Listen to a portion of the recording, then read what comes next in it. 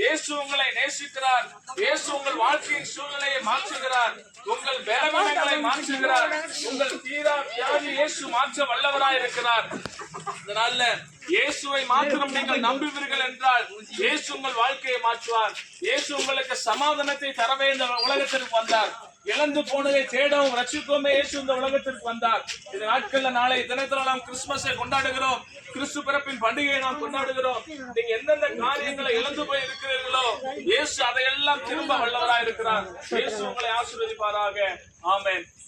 உங்களுக்காகவே மரித்திருக்கிறார். 3ஆம் நாள்ல உங்களுக்காகவே உயிர்த்தெழுந்திருக்கிறார். இன்று வரை உங்களுக்காகவே பரிந்து பேசிக் கொண்டிருக்கிறார். இதனால உங்களை எல்லாருக்கும் கிறிஸ்துமஸ் பண்டிகை நாள்ல நாங்கள் வாழ்த்துக்களை நாங்கள் தெரிவித்துக் கொள்கிறோம். 2026ஆம் ஆண்டு புத்தாண்டு வாழ்த்துக்களை நாங்கள் தெரிவித்துக் கொள்கிறோம். வருஷங்களுக்கு முன்பதாய் தாவீதின் ஊரிலே இயேசு கிறிஸ்து உங்களுக்காக பிறந்தார், உங்களுக்காக மரித்தார். அவர் ஏழ்மையும் எடுத்தார். அவர் பாவங்களுக்காக, சாபங்களுக்காக, உங்களுக்காக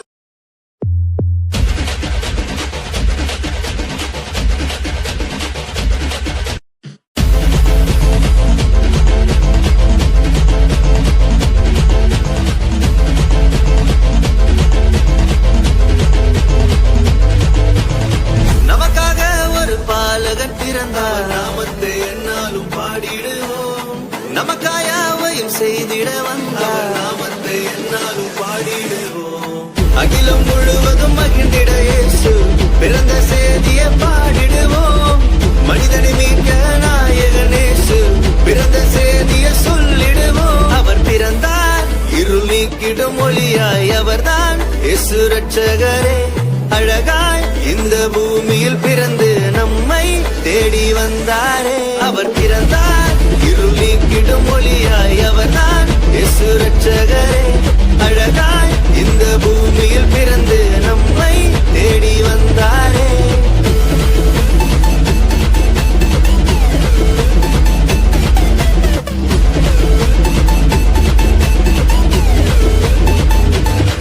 ஆதியில் வார்த்தையான தேவன் മാംസമാകി. ഗബ്രിയേലിന്റെ ദർശന സാവല്യമായി സർവലോകർക്കും നന്മയേകും കാരുണ്യമായി ബെത്ലഹേമിന്റെ മാറിൽ ഒരാരോമൽ ഉണ്ണി പിറന്നല്ലോ.